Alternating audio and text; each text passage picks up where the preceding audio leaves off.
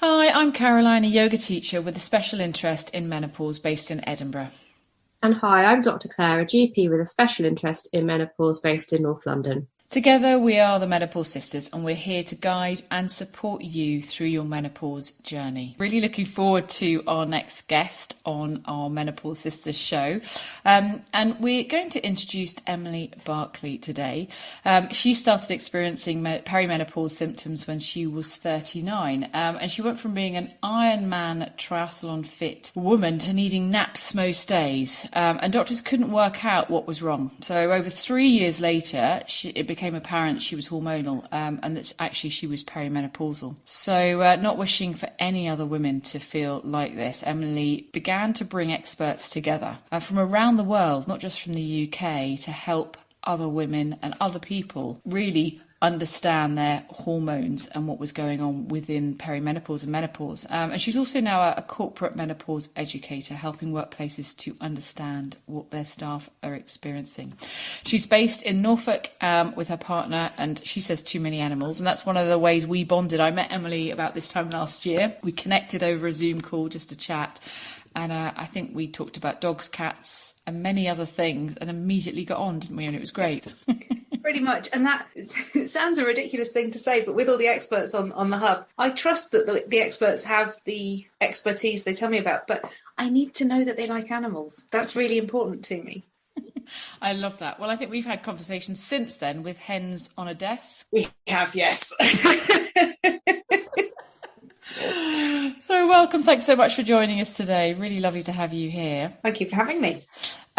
Would love to hear your story. So a little bit more detail perhaps around your fitness level, because you were obviously incredibly fit, training often, and then suddenly something just didn't work or didn't feel right. Yeah, and I think it was because the contrast was so marked that it was apparent, because in October 2015, when I was 39, I was on the starting line of an Ironman triathlon. I was literally the fittest I've ever been. I've never considered myself to be a particularly fit person, but actually when I look back, I did ski seasons and then I did the triathlon training and stuff. So apparently I was always quite active. And I remember sort of getting back from that and thinking, right, okay, I'll have a few weeks off and then the training starts again for the next one and whatever. And come the January, just no energy, no motivation, sleeping appallingly, and just all of these things that were not me. You know, I used to be somebody who could go to sleep during a Faith No More concert. Do you know what I mean? Just like, nothing against Faith No More. And suddenly I was just like awake all night and couldn't get up and train. I would sleep through alarms, and it was just not me. And I think it was because the contrast was so marked that it was, because I think a lot of women find that there's this gradual kind of, I don't quite know what's going on, but it's a bit weird. Whereas I was like, well, hang on a second, this is just, one extreme to another. And then I was gaining weight like it was going out of fashion. And yeah, just all these things that sort of didn't add up. And it took 3 years to connect the dots. I mean, that's what's interesting. Yeah. And was it a case of seeing different GPs, or was you connecting the dots and doing some research yourself, or a combination? So I saw a lot of different GPs in that time. Each time I went in armed with my Post-it note of what was going on. Now, I'm sure Claire will say that that's really unhelpful.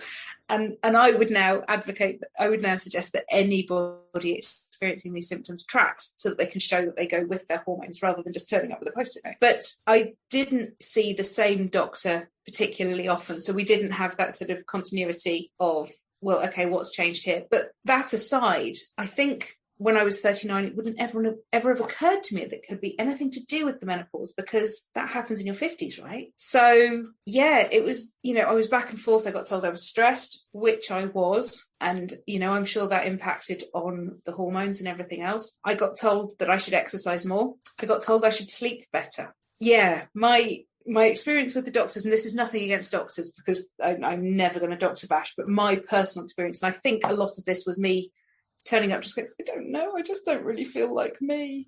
And so I don't think I was helping them to help me, if I'm honest.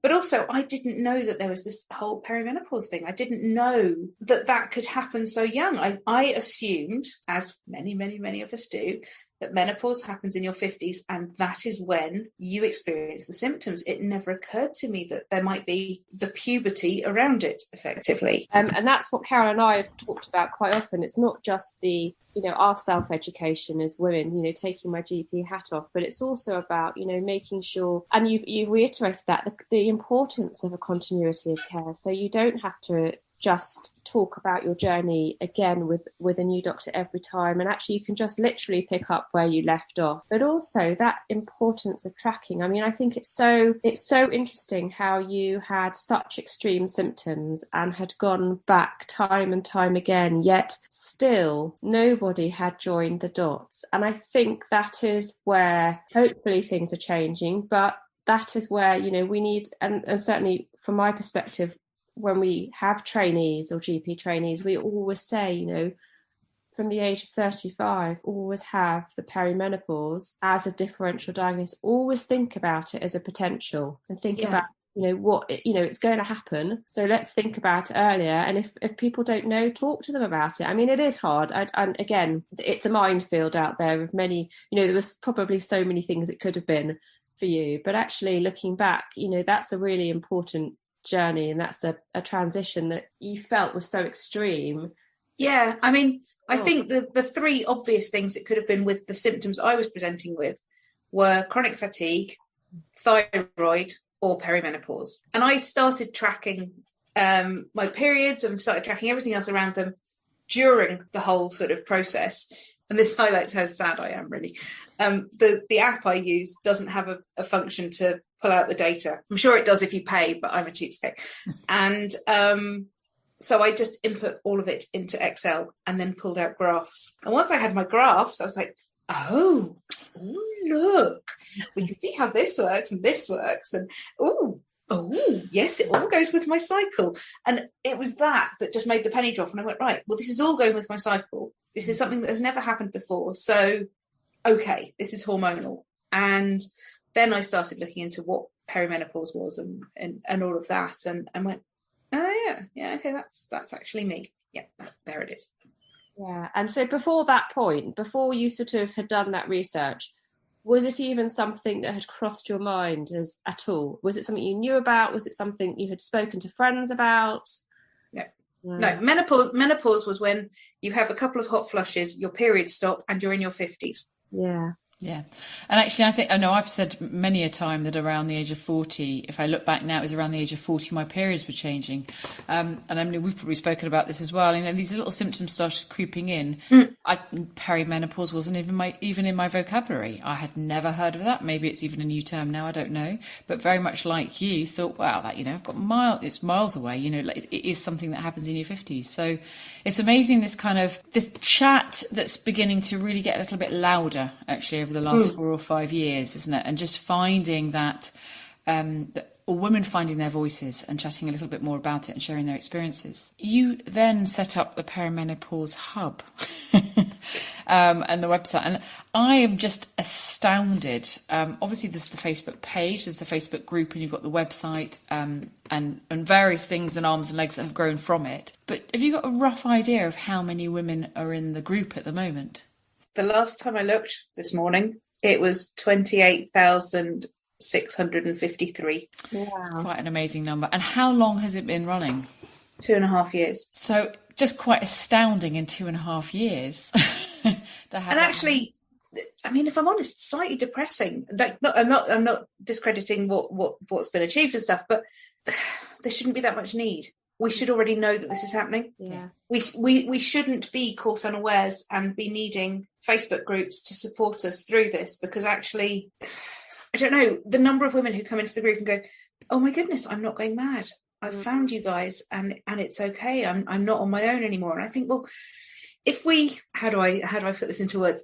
So I've never been pregnant, but I would imagine there are pregnancy groups, I imagine, and people come in there and go, okay, well, we all know that we're pregnant and that this is normal and that this is how it works, but has anybody had such and such a thing go on? Because that's weird, right? But at least they all know the starting point.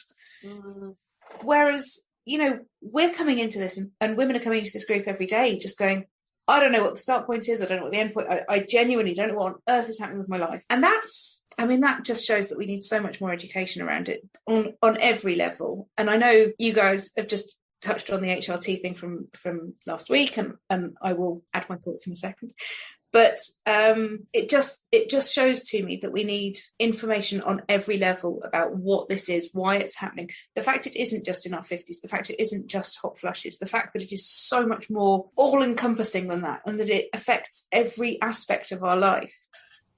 Yeah. I thought it was really interesting. I'd looked at the group earlier today because I knew obviously we were going to be chatting, and I hadn't been in for a while. And there was a pinned quote near the top, and it just says, "Thanks for setting up a place where we can talk about it and not feel judged, stupid or embarrassed." And I thought that was lovely. That was the quote that just really rang out to me, you know, not to be judged, not to feel stupid and not to be embarrassed, and to have a safe space to speak. Yeah, and I think that's what's really nice. But actually, like you say, it's something that there shouldn't be so much of a need for it. I mean, there is, and it's changing, but we all, as a profession, as GPs, we need better education about this. We know I wasn't taught about the menopause at medical school, and it's only through special interest that I know what I know about it. But also, you know, and again, like you said, Emily, this is by no means GP bashing, because as a GP you have to know everything about everything, and it's just one of those things that I guess just isn't properly taught unless you're lucky enough to have a trainer that will teach you about it. But it needs some the disparity between who knows about it and who doesn't is huge and is wrong, if I'm honest. So whilst I will never GP bash, I will get quite angry about med school and about the syllabus and the fact that it isn't covered. That makes me incredibly angry. Yeah, absolutely. I think it really does. I think it's one of those topics that just needs to be incorporated into your women's health somewhere. It doesn't need to be huge amounts of information, because it can't be, but just the information. And if you're going to be a GP, then it definitely needs to be in there without. Absolutely. Can I run something by you here, Claire, actually? So there's a GP who's attached to the hub, and I was chatting to her a while ago, and how this conversation even came about, I don't remember, but I was saying to her that my mum has a condition called transverse myelitis, which obviously you're a GP, so you've heard of that. And Susie, the GP I was speaking to, she said, I learned more about transverse myelitis at medical school than menopause. Now, transverse myelitis has 300 diagnoses a year versus half the population. Yeah, exactly. And that blew my mind. And you think about some of the minutiae of detail you learn, and like you say, half of the population are going to go through this at some point in your life, if you're lucky enough to live that long, or if, you know, even if you have an earlier menopause, but it's going to happen. And we often talk, Caroline and I, about the health implications of that. And it's not just about knowing your symptoms, which can be very difficult and subtle to recognise and can come and go quite month to month. But it's about also having this awareness that you're not going to get through the menopause. The menopause, once you have it, is for life. And with that comes some serious and significant health implications, which I personally don't feel are talked about enough. It's getting better, but that is a huge part of what we are aiming to kind of get forward and really make women aware, because for some women they won't want to take HRT or they can't take HRT, but actually you need to be thinking about what you can do if you don't do that. And that's also a conversation that GPs need to be having with everybody. So it's not just about HRT, it's not just about lifestyle, it's about alternatives too and what you can do to help yourself. But we need the guidance there, you know, we need to be taught this stuff. And the health conditions you're talking about are osteoporosis, heart health and brain health as well, aren't you, Claire? Sort of thinking around the dementia. And the thing is that it's become kind of enshrined almost that breast cancer is the only thing that we should be talking about in relation to any treatment of menopause symptoms, and yet that's just one of many things. And that's yes, it's a risk. Yes, there is a risk attached to taking HRT with the risk of breast cancer, but not to the level that has been kind of bunged into everybody's heads as though it's this, you know, binary. You take HRT and you will therefore get breast cancer. And it's not that at all. And, you know, as you say, Caroline, we've got to think about osteoporosis. We've got to think about heart health. We've got to think about brain health. Those things are so important. We're going to pause there and hear from our sponsors. UK Health Radio, the station that makes you feel good.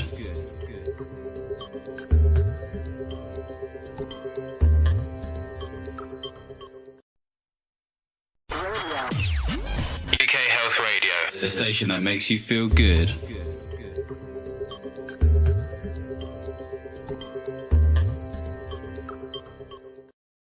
So yeah, just thinking about those long-term health implications and, you know, and adverse risks and side effects to HRT. We were talking about, you know, how there's been a lot of emphasis on HRT causing breast cancer, which we know isn't the case. But what we don't do, and I think what we need to put into perspective is actually, as a woman, we've got a 1 in 6, probably 1 in 7 chance of getting breast cancer in our lifetime. If we drink, the risk of breast cancer goes up exponentially and probably higher than the risk of taking HRT giving you breast cancer. And also, we don't think about the side effects from just taking some paracetamol or, you know, just giving a blood pressure tablet that can cause other problems, you know. And I mean, don't get me started on this, but even the combined pill, the risk of blood clots with the combined pill, and it just is never ending. And yet, for some reason, these studies, the WHI studies have stuck fast and created an additional layer of mud, if you like, to not only diagnosing the perimenopause and menopause, but also offering women really good evidence-based treatment and a diagnosis, essentially. So yeah, I hear you. I'm with you. It's also the fact that the breast cancer risk thing, I get quite angry about this. I get quite angry about a lot of things. I think it's the perimenopausal rage, you know, comes out. But the risk, the link of risk between breast cancer and HRT, yes, there is a slightly increased risk. Fine. I'm not disputing that for a second. There is, as you say, Claire, an increased risk by drinking too much. There is an increased risk by being over a certain weight. There is an increased risk by not having had children. There is an increased risk by not having breastfed. There is a decreased risk by being active. There are so many other things at play. Now, personally, as somebody who has never had children, who is slightly overweight, who likes wine, and who is taking HRT, I'm going to take the risk. Mm-hmm. But you know what? I'm informed in taking that risk because I am more concerned about osteoporosis, heart disease, and dementia. And also, I'd quite like to have some quality of life in the meantime. And that's the key thing, isn't it? It's quality of life, but also, we talk about this as well, and I bang on about this a lot to colleagues. It's shared decision making. There is a nice guidance for shared decision making, and that is very clear that we give patients informed, evidence-based advice. And if they decide they want to take X, Y, and Z, they can take X, Y, and Z. Under no circumstances should we be saying a flat no, unless, of course, we think it's going to kill you, in which case it's probably not a good idea. Do you know what I mean? It's having that shared decision-making that is so key that, you know, stop treating women like they don't know their own bodies or like they don't know how to make their own decisions about their own treatment, and start being more inclusive in their care. You know, many years ago, we moved away from paternalistic medicine where the doctor told you to do something and you did it. And there was good reason for that, because actually what you want to do is you want to engage your patients, and you want to have a two-way discussion about what's working, what's not working. And, you know, like we say, just involving somebody in that important decision. So yeah, shared decision making and evidence-based care, and I think is key. And I think, you know, from the point of view as a patient, just accepting what can work for you and what can't. So, you know, with my doctor recently, he suggested that I should lose some weight. Now, yes, probably, but actually I've been fighting against my weight since I was 10. Mm-hmm. And I finally stepped away from that. I finally accept that this is the body I live in. Mm. And yes, I can see that he is looking at some of the evidence that's saying that if you are in a bigger body, then that there are certain risks attached. Mm-hmm. But on the flip side, I'm thinking, well, has yo-yo dieting done me any good? Mm. And has it actually helped my mental health? Probably not. So perhaps I need to accept that this is the size I am and do everything else I can do to be healthy, rather than just eat less, you know. And that's body positivity, isn't it? And there's that point, as we get to this point, there's a lot of acceptance needed about this transition for many women, this new stage, this second spring, but also that acceptance of ourselves and who we are. And for many women, they find it hugely liberating, because getting to this point and going, actually, I just don't care what anybody else thinks. I'm happy with me, or I am going to find things that bring me joy or make me happy. And I'm going to put myself first, which isn't always easy. Going back to the Perimenopause Hub and website and everything there, is there anything that stands out for you over the last, say, year or two?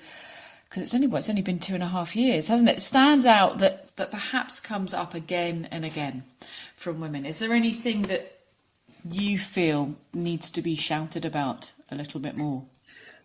So I think it's what we've already covered off with Claire there, is that doctors aren't listening. And that's not, again, I feel like I always need to make this disclaimer, because I am never slating the doctors, but without the correct education at med school, we're not arming the doctors with the ability to listen, and with the ability to join the dots, and with the ability to give the diagnosis.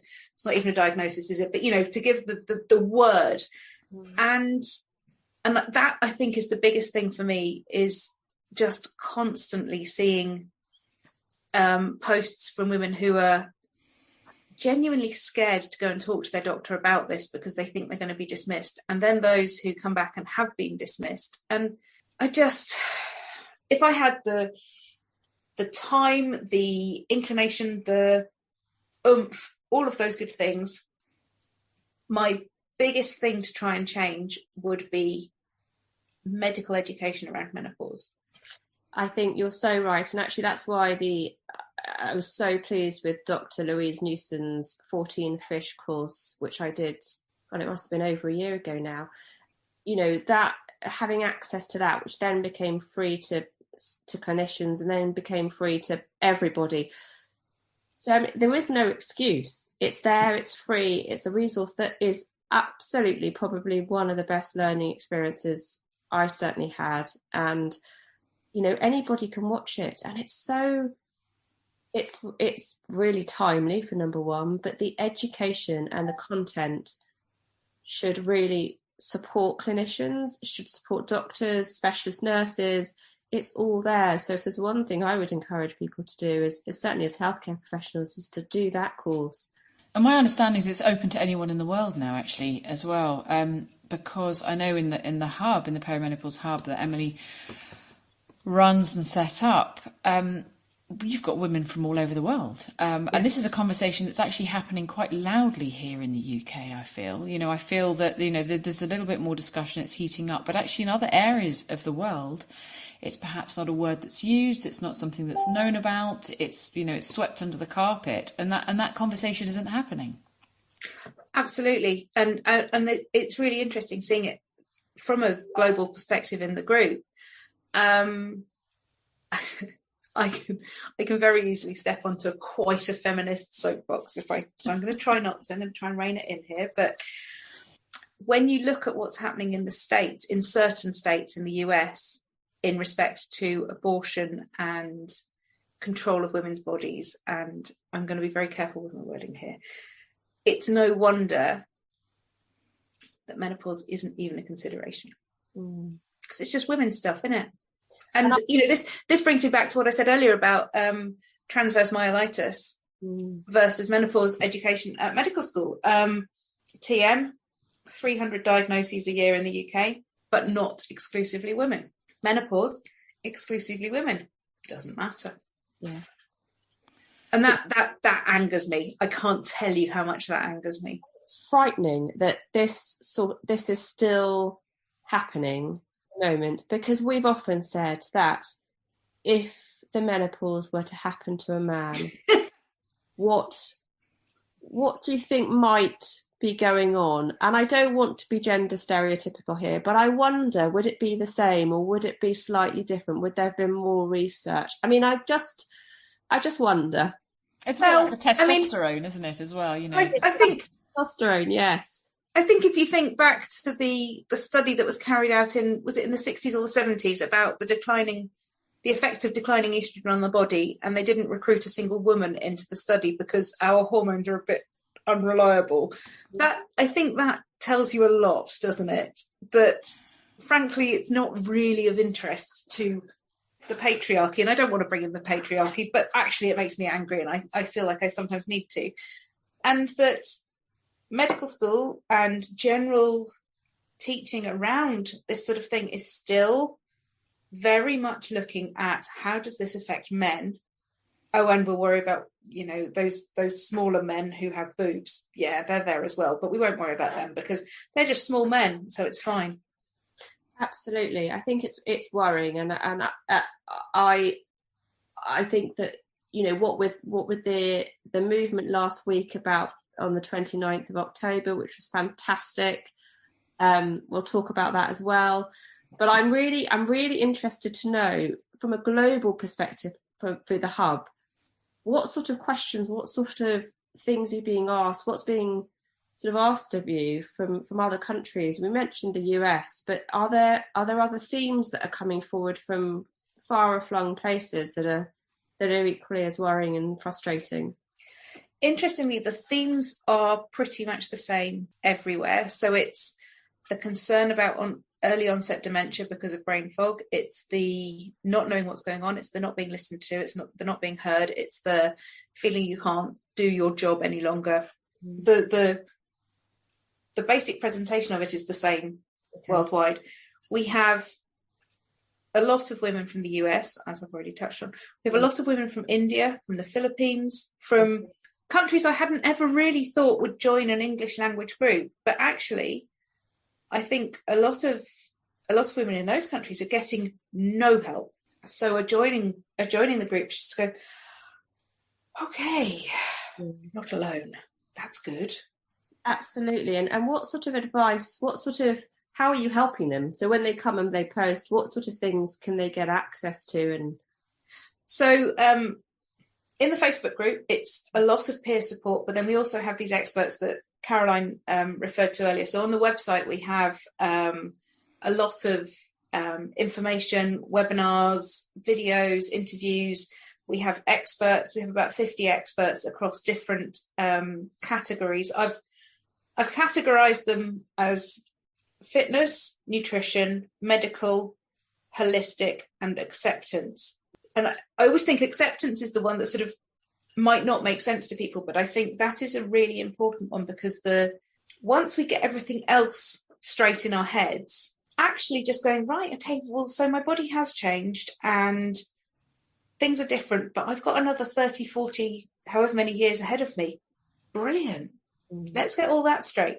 And also, I see this often, that as the hormones are doing the hokey cokey, it brings up past traumas and it brings up past stuff that needs to be dealt with, and that women have managed to kind of suppress because they've been busy being mum, and they've been busy at work, and they've been busy being a wife, and they've been busy with doing all these things, and they've been able to just kind of get on with it. And suddenly everything just changes, and it's like, actually those things that happened in my 20s, or that event that happened, or whatever, suddenly comes back and just keeps going, no, you're going to have to deal with me. You're going to have to deal with me. So, yeah, so we have on the website, and in terms of the experts, we have people who can address any number of aspects. I think I cover most aspects now. I hope I haven't left out any. And then the Facebook group is a lot of peer support, but also then the experts sort of chip in with with their expert side of things, so that we have that nice kind of blend of, oh yeah, that happened to me, and also, well, I would suggest you try this. And that's a really nice, it gives a nice mix. And it means it doesn't end up just being, and this is awful, and I don't mean, I find that there are some social media groups where it's very much just about complaining. And I completely understand why, because frankly, when you don't know what's going on, you want to complain. But I like, because we have the experts, that there is always that sort of positivity and that actual, concrete suggestions. It is very much a positive group, and that's why it's just wonderful to come into it, because it feels like it's managed really well. You've got the expert guidance when they chip in. And I like that there's no diet speak. And for us, we know diets don't work, but that's really, really key, because this is a stage where you might put some weight on. You can, try 5 or 6 diets and nothing changes. And we know why, but actually diets don't work. So the fact there is no diet speak and it's a safe space to be who you are just feels incredibly inclusive. Yeah. I think the things that I really like about it are, it's really holistic what you're offering, isn't it? And that's what we are. It should be all about. It's that holistic care of your health. But also the positivity. So we often talk about, the negatives of the perimenopause and the menopause, but actually what we want to make that period of your life and that transition and that next 30 to 40 years that you spoke of as being great, as being the second half, after that time, just being really important and positive. And actually it can be fine. It can be good. I think the difficulty is the unknown, isn't it? It's the confusion, and that kind of leads to, it self-perpetuates really, and that's where the education again is so important. But this is something that on the corporate education side of things, in every single webinar there is always a slide about the good news, because it is really easy to get down this rabbit hole of negatives and, oh, I feel rubbish, and this symptom and that symptom and blah blah blah blah blah.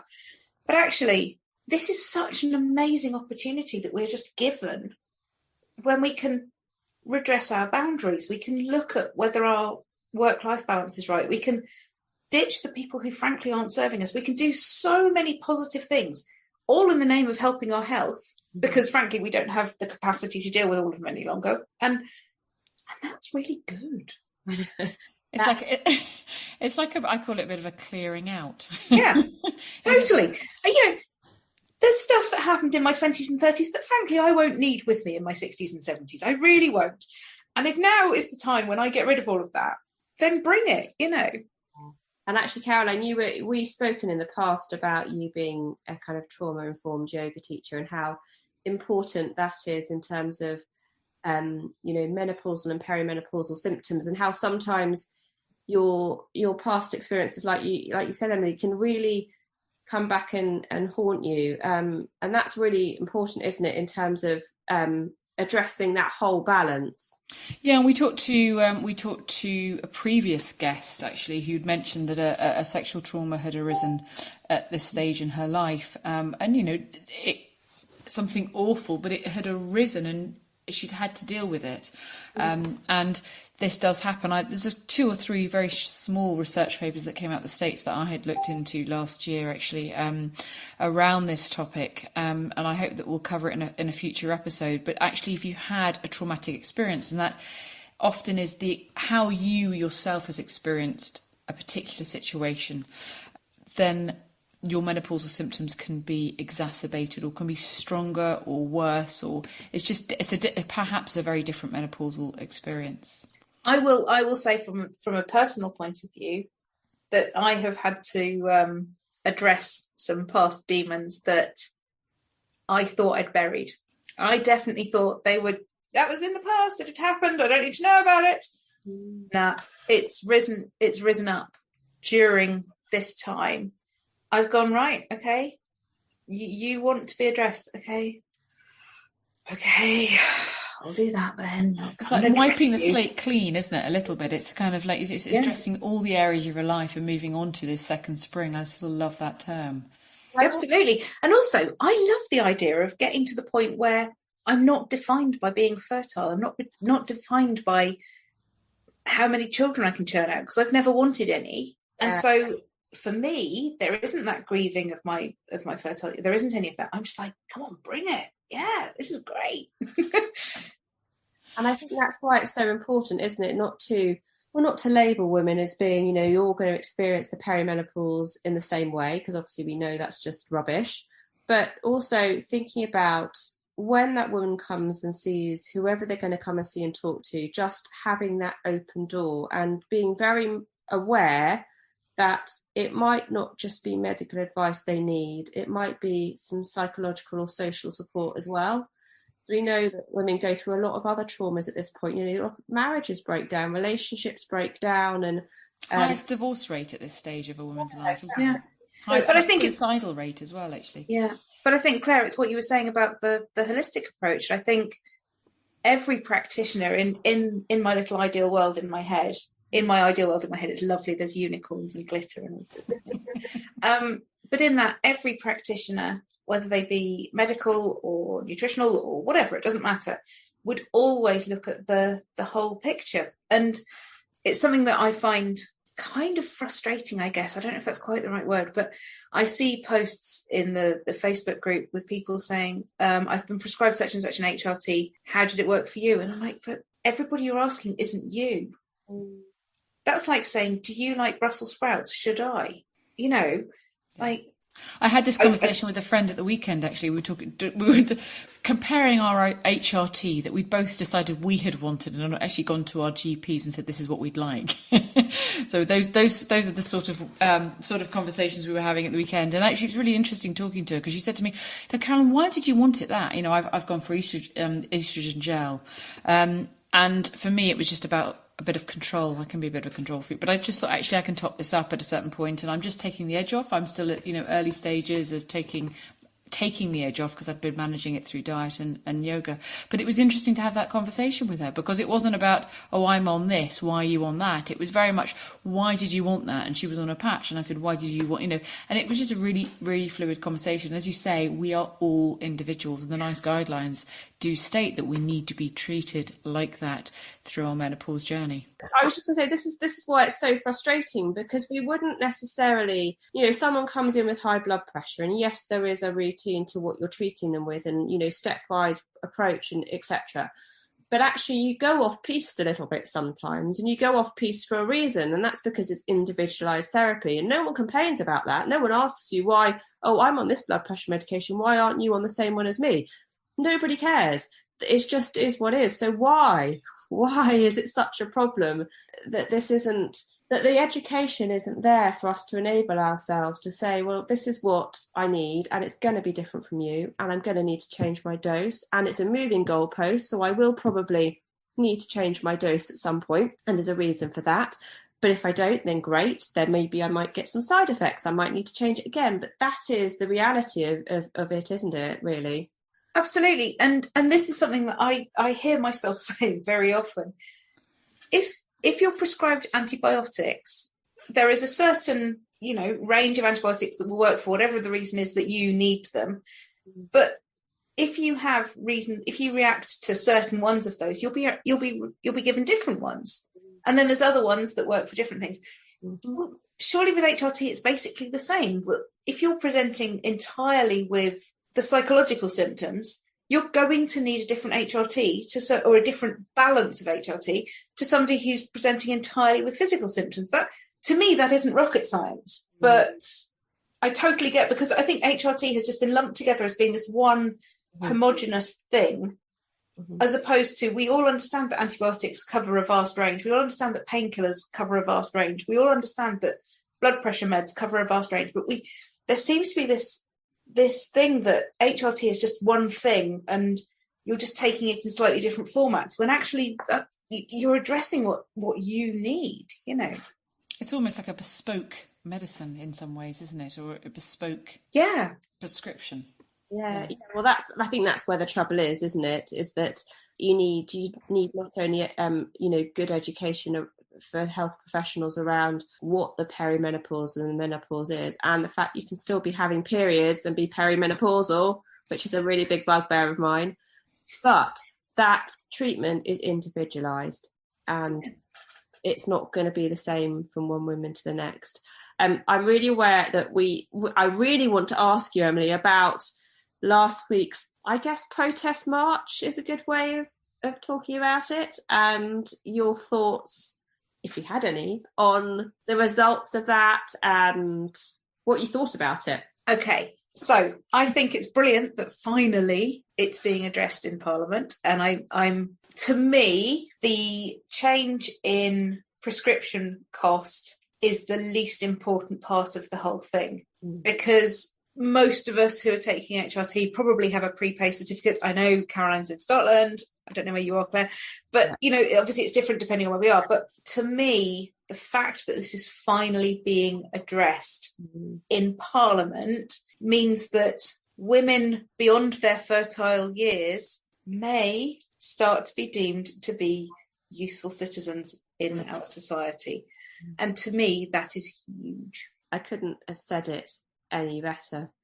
For me, it wasn't only about the free, the reduced cost of prescriptions, although I think that's massively important for a certain group of women who might not have easy access. But yeah, it's coming out of the darkness, isn't it? In that stage of life, it's making people aware that you're there, and that we don't disappear beyond the age of 45 or 50 or whatever, which society for forever.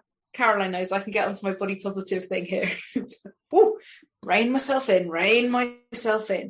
But women disappear beyond the age of 50 in the media, in everything that we see. So this being addressed in Parliament and actually being taken seriously, to me, heralds the start, the very, very small start, but the start of women beyond their fertile years being considered useful and valid. And that is huge. I can't even put into words how important I think that is. We're sticking around for a bit longer, basically. Well, I mean, I have to keep skiing until I'm 82. Why 82? So my great uncle skied until he was 80. So Dad has to ski until he's 81. Now, obviously, my 82 may move because Dad may well keep going longer than 81, but I have to go a year longer than Dad. Brilliant. I love that. And it's absolutely possible because I have a very good friend and her father, David, who is just a bit of an icon in our family. I think he's 82 or 83, but he is still skiing. So well, Dad's now, I think, 74. I could get wrong on this. And they now live in the Pyrenees, so he skis every winter. That's what he does. So, yeah, I suspect I'm going to have to go longer than 82, but, I can remember going to one of my first yoga weekends with the lovely Susie Bolt, who I teach with now as well. And this is about 25 years ago, Emily. And there was a woman there, and she was in her 70s. And she was the most flexible, touching her toes. And she needed a lift back to the train station. So myself and a couple of friends, we offered to give her a lift back to the train station. And we had a wonderful chat with her in the car. And this is a conversation that has stuck with me ever since I met that woman. I might never see her again. I probably wouldn't.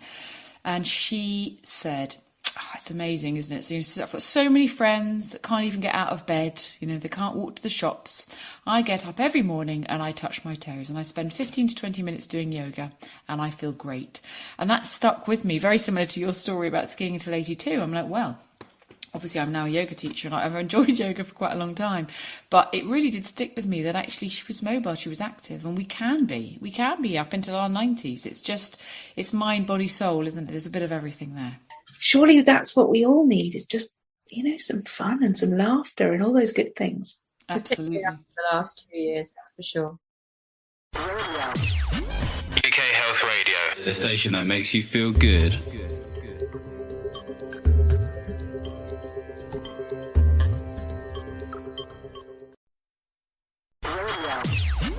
UK Health Radio, the station that makes you feel good.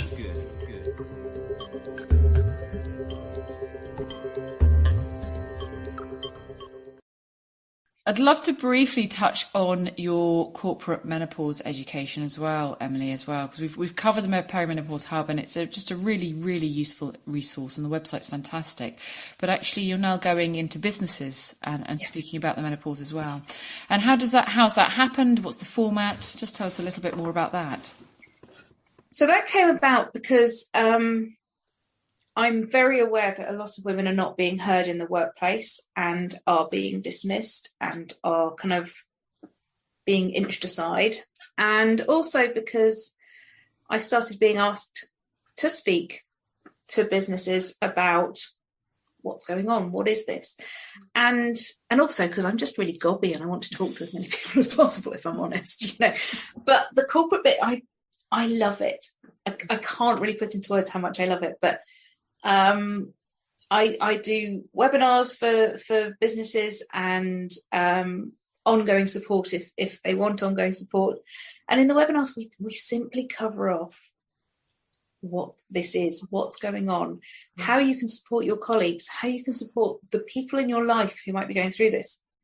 So it isn't just aimed at the perimenopausal person, it is aimed at everybody. And a massive positive with all the COVID malarkey is that everybody is working online and people are much more open to just clicking onto a webinar. Now, I think if I'd started doing the corporate stuff before all of this, if I'd said, yeah, meeting room 1, talking about the menopause, you'd have had a very clear demographic would have come to that. But actually, with doing them online, the demographic is anybody. And that is wonderful because it means that we can really open up the conversation, get people starting talking, acknowledge what the symptoms are, acknowledge how that impacts on people in the workplace, but also just talk about it. Just simply talk about it and say, look, this is happening. It's happening to it's going to happen to every woman who makes it to this point in their life.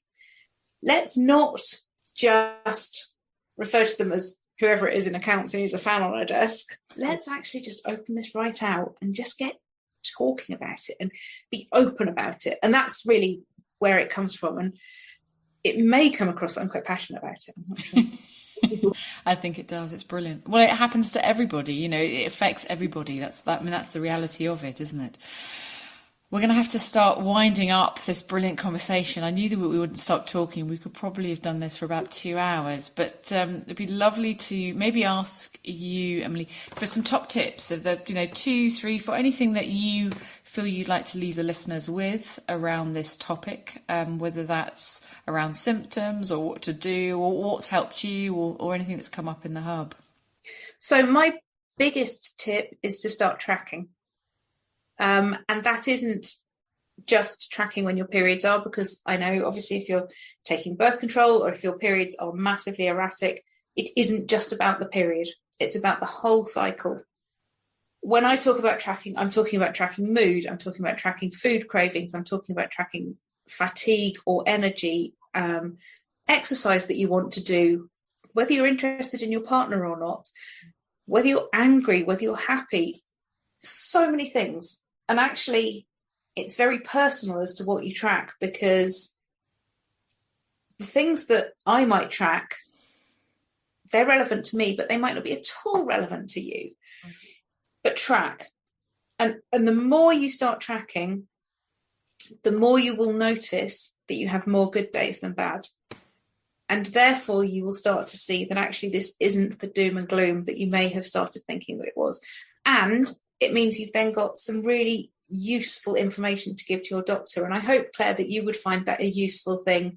If somebody comes to you and goes, I've tracked for 3 months and I'm noticing that this stuff is happening and it looks like it all goes with my cycle. I just feel like that means that we are taking control of our health, and we're saying, look, hey, doctor, please can you meet me halfway and let's just have a conversation, rather than, I don't know, here's a post-it note, I just feel crap. Because that's not helping anybody, actually. So tracking is literally, and I would also, anybody listening who has daughters who are late teens, early 20s, get them tracking. The more we can all, as women, understand our cycle, understand when our epic days are, when our duvet days are, when our admin days are, when our, all of those things. Each of us has those days in our cycle. Each of us has the days when salad and exercise are, frankly, the only things we want. each of us has the day when curling up on the sofa with the Doberman and watching Netflix all day and eating chocolate is the only thing we want. And somehow the overarching message is that that's bad, that we should be the same the whole time because we're just little men, right? But actually by tracking, you can really start to learn who you are at those different times. And then you can start to notice your little triggers. So you might notice that in your PMS phase, you start shouting at the loo roll because you're really angry with it because it fell out of your hand. Like, ooh, okay. Maybe I'll avoid human contact today. But that's such a superpower. And we all have it in us. That superpower is in every single woman. If we just harness it. So that's all of my advice. There it is. That's brilliant. Thank you. Claire, I think there's one more question we have to ask Emily before we say goodbye. So, Emily, you know what's coming. So there's a wonderful play, The Vagina Monologues, that you've entered, and it was, I think it came out the late 90s, and it's a question that she'd asked many of the women she'd interviewed for the play. And it is, if your vagina got dressed, what would it wear? You know, I've been mulling this over all day. And I think it would have to depend on what she was going to do. Brilliant. Because if she's going skiing, she wants warmth. But if she's just at home, she wants pyjamas and comfort. But ultimately, comfort. Wonderful. Brilliant. Ultimately, it's comfort, if I'm honest. Yeah. Fantastic. Got to be comfort. Comfort. I love that. I'm just imagining comfort duvet day actually for some reason right now, but lovely. Yeah, you know, comfort manifests in different ways throughout the cycle, but it's always got to be comfortable. So thank you so much to Emily for joining us today. You can find the Perimenopause Hub on Facebook, which is a great